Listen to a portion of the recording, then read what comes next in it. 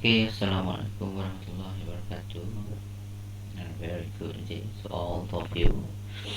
Okay, this is for the chapter 5, which is cover for the production and cost of production. Production is to transform resources, which is factors of production, into useful form such as goods and services. The process of using the factors of production to produce goods and services. Transformation of input into output, where input is a factors of production is in production, and output is a goods or uh, classification.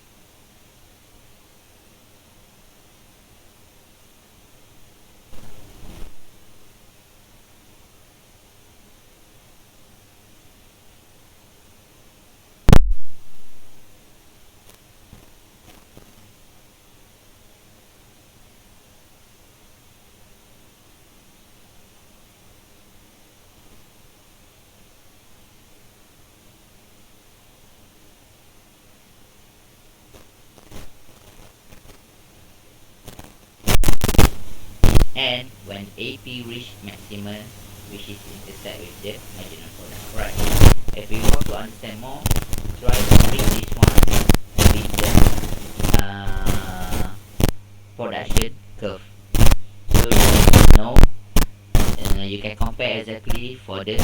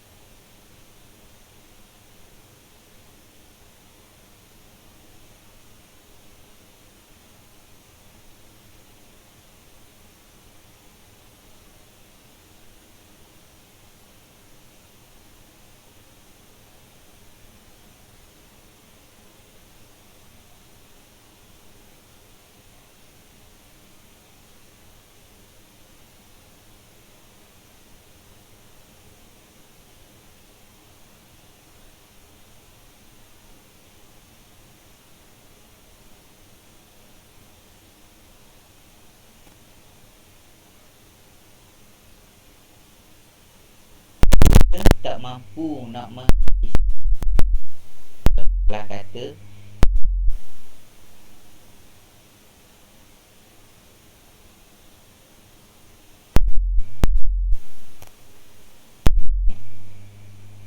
daripada pukul 8 pagi sampai kita tak mampu lagi nak habiskan kita punya ladang untuk proses menyiram pokok, membaja, ataupun cuci kawasan ladang.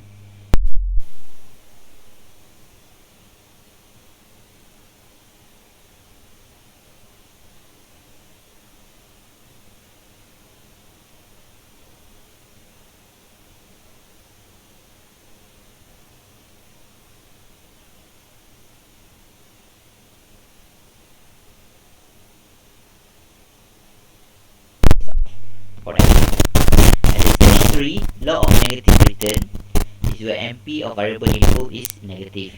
Begin point from point C and continues. GP will decline and MP will become negative. Proportion of its input is lower than variable input. Increase in variable input will decrease the total production because of overcrowding. The producer will not produce at this stage. Okay, yang ni contoh dia adalah kita masuk bekerja daripada pukul 8 pagi sampai 5 petang nak buat kerja. Tapi pukul 12 tengah hari kerja semua dah siap. Sebab apa?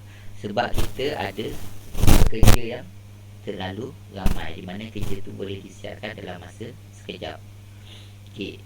So biasanya orang akan cuba kurangkan pekerja pada stage ketiga. Sebab kita sebenarnya membayar gaji untuk lebihan pekerja. Sepatutnya kerja tu boleh disiapkan menggunakan 10 orang, tapi kita menggaji seramai 15 orang. Sebab tu kerja boleh siap awal. Dekat sini kalau kita nak kembali kepada stage 2, kita kena buang pekerja ataupun buang lebihan pekerja. Alright, which stage 2? Produce. The rational producer will not sell its produce at stage 1 because firm expand its production before fully utilizing all its fixed costs, and will not select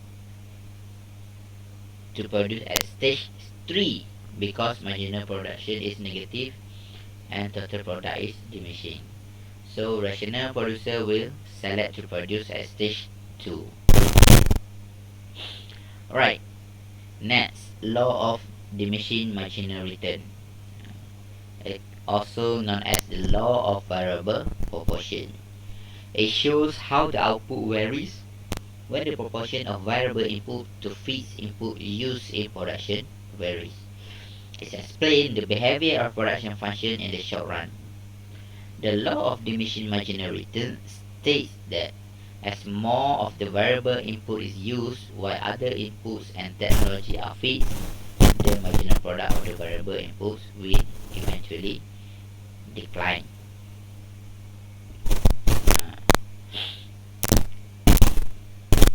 Right, next, law of return to scale. In the long run, all factors including plants and machinery are variable. Law of return to scale applies in the long run. The law of return to scale refers to the effect of change in the scales of production. The responsiveness of output to a given proportionate change in the quantities of input is called return to scale. Behavior of the output when all the input varies, either added or reduced at constant rate. Right, there are 3 stages of return to scale. The first one is increasing, constant, and decreasing. The first stage, increasing, where the increased input will bring more output and the returns are increasing. For the constant is increase in input will bring an increase in output and the return to the scale are decreasing. Increase in input will result in increased output, but the return are decreasing. Okay, this is the graph of the long run average cost. Right.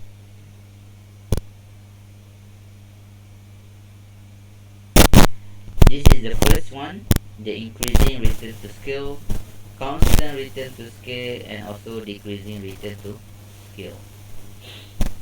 Dekat sini kita ada 3 stages. Increasing return to scale is when all of the factors of production a given proportion, output will increase in greater proportion. Maksudnya, kalau factors of production itu meningkat, maka output juga akan meningkat.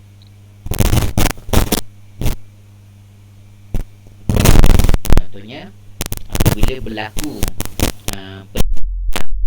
banyak 50%, akan meningkatkan kadar output sebanyak 70%. Ini adalah di mana level for the increasing return to scale. It caused by the economy of scale. Economy of scale ini adalah pengembangan sesuatu ekonomi, disebabkan oleh labor economies, managerial economies, and technical economies. Bertambahan pekerja, pengurusan yang lebih cekap, teknikal yang lebih bagus. So this will lead to the economy of scale. Constant return to scale is when all the factors of production are increased in a given proportion and output will also increase in the same proportion. Maksudnya kalau kita tambah pekerja sebanyak 50%, output kita pun akan bertambah sebanyak 50%.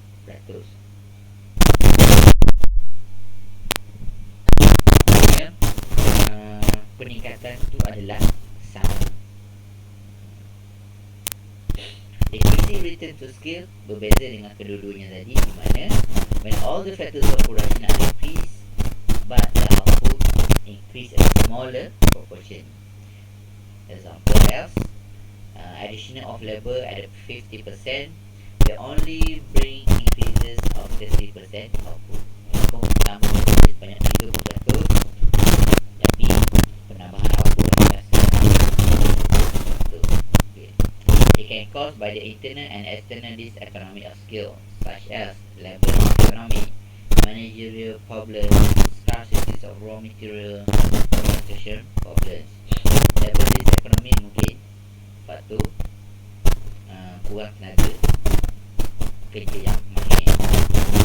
Managerial problem mungkin pihak pengurusan ataupun peringkat pengurusan ada masalah, tak menggaji orang pengurusan yang betul.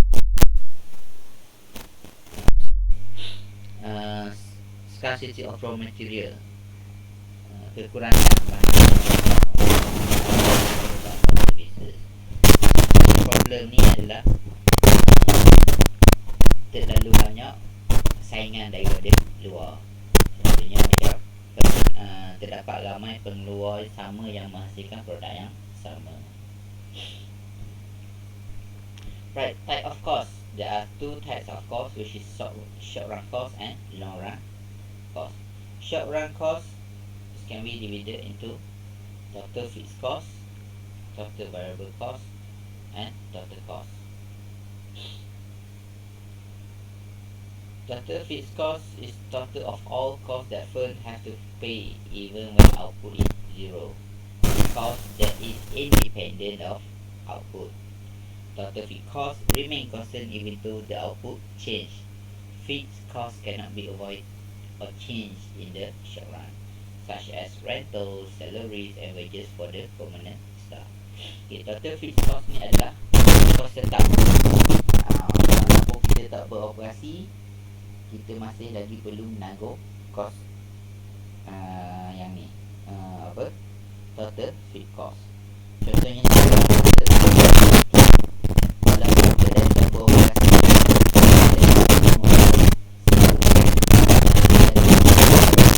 bekerja, itu adalah salah satu ataupun contoh untuk total fixed cost. Walaupun kita ke kedai, dia tak berniaga, tak ada output yang dihasilkan, you still have to pay. Total variable cost that change occur on the purchase of variable input. When output zero, total variable cost is also zero. We start from the origin showing that this is zero. The shade of total variable cost is caused by the law dimension return, such as raw material, cost of power, fuel, and etc. Total variable cost ni hanya akan bergantung pada output. Apabila ada output, barulah akan ada total variable cost. Sebab apa? Apabila ada output, maksudnya kita perlu menggunakan raw material, elektrik, air, fuel, anything yang diperlukan untuk menghasilkan output. Okay, ini adalah total variable cost. Story depend on the output. Right, total cost. Total cost is the sum of cost of all input, fixed and variable input to produce goods and services. We not start from zero because total fixed cost have already been incurred. Initially, total cost will increase at decreasing rate and then at an increasing rate due to law of diminishing return. Total cost will change in the same proportion as total variable cost. cara kira total cost adalah total cost itu total fixed cost tambah dengan total variable cost. Total cost ni adalah gabungan di antara total fixed cost dengan total variable cost. Macam total variable cost, untuk graf ini akan bermula daripada kosong total variable, tapi tidak bagi total cost dengan total fixed cost. Total fixed cost tak kisah output banyak mana, dia akan sama sahaja. Manakala total cost adalah gabungan di antara total fixed cost dengan total variable cost. So normally total cost dengan total variable cost akan ada bentuk yang sama berbanding total fixed cost, ia akan ada satu straight line. Right, the next one is average fixed cost. Average fixed cost is a fixed cost per unit of output, obtained by dividing the with the total output. Average fixed cost continuously decline as output increase because of the spreading of fixed cost, and he have a negative slope. Okay, average fixed cost ni ini adalah macam mana kita nak kira berapa kadar average satu produk ataupun sesuatu output per unit output. So macam mana cara dia? Kita akan kira total fixed cost over quantity.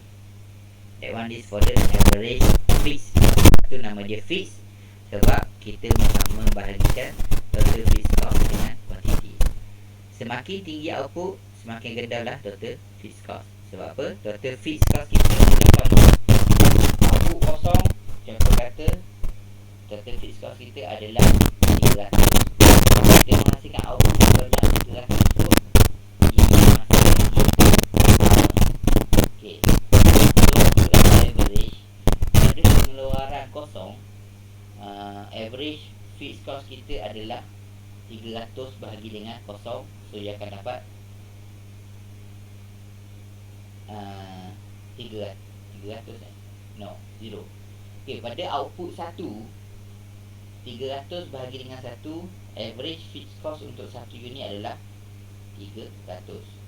Okay, kalau kita boleh menghasilkan 300 unit, total fixed cost kita 300 bahagi dengan 300 unit barang, sudah jadi average fixed cost kita cuma 1 unit berbanding semasa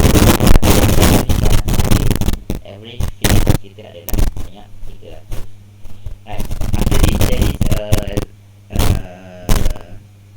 exercise, and I hope you do it and submit to my Google Drive. Right, number 5, average variable cost. Average variable cost is the variable cost per unit of output, and it can obtain when the TVC is divided by the total output. Right, konsep dia lebih kurang sama dengan average fixed cost AFC, di mana di sini average variable cost memerlukan total variable cost dibahagi dengan quantity. So you akan dapat average. Right, the last one is average total cost, di mana average total cost adalah total cost bahagi dengan quantity. Right, ini adalah graf untuk average total cost, average variable cost, and average fixed cost. Average total cost akan berbentuk U, sama juga dengan average variable cost. Untuk average fixed cost, dia akan berkadar negatif dan akan sentiasa menurun. Kalau kita tengok dekat sini, average fixed cost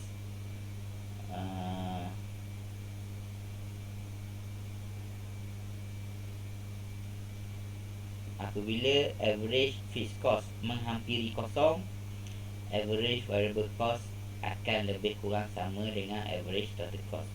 Apabila AFC ni semakin nak pergi ke kosong, average total cost dengan average variable cost akan mula bercantum. Okay. Tapi kira dah sampai bila-bila pun, ianya tak, AFC tak akan jadi kosong, AVC dan ATC tidak akan bertemu. Right, marginal cost. Marginal cost adalah changes in the total cost over changes in quantity, or changes in total variable cost over changes in quantity. Okay, marginal cost macam nak kira lebih kurang sama juga macam sebelum ni saya explain. Perubahan pada total cost berbagi dengan perubahan pada quantity. Get back to your demand and supply notes. Okay, yang ni adalah yang saya dah buat. Okay, total cost equal to total fixed cost tambah dengan total variable cost. Okay, kalau kat sini total fixed cost dia 20, total variable cost dia kosong. Sebab apa? Output dia masih lagi kosong. Okay, so 20 tambah kosong you akan dapat 20. Sini tak boleh kira lagi. Sebab apa? Sebab sini kita nak tengok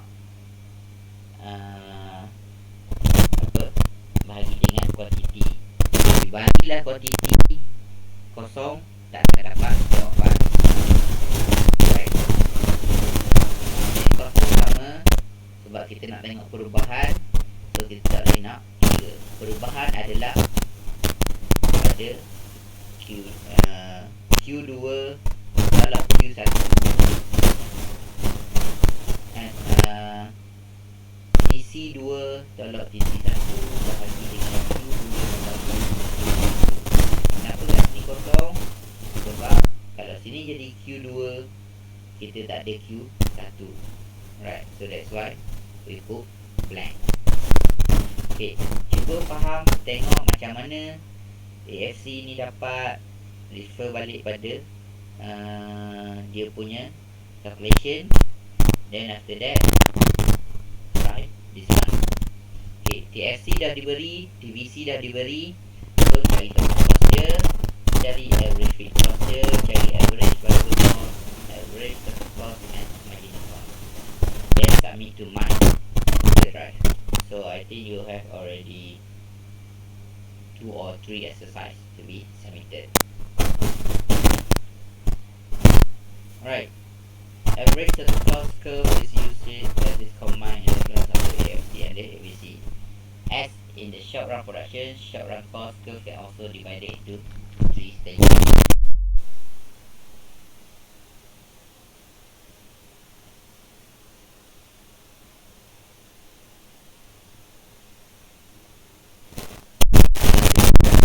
Stage 2 and stage 3 ni. Okay, stage 1 adalah apabila AFC begins to fall with increase in output. AVC decreases as long as the falling effect at AFC is greater than AVC.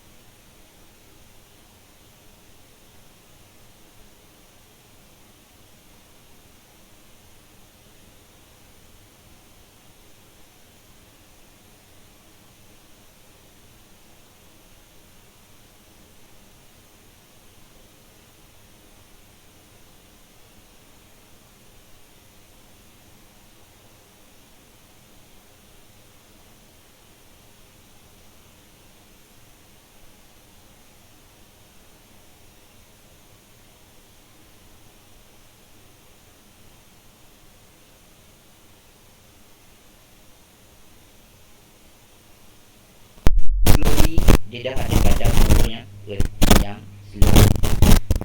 Dia akan naik secara cepat, secara banyak. Dan ATC juga akan mula untuk meningkat. Okay, ini adalah menuju pada stage ketiga. So seperti production graph, ini ada specific value. Yang ni dia lebih kepada dia punya lekuk tu sahaja, dia tak ada specific value. Relationship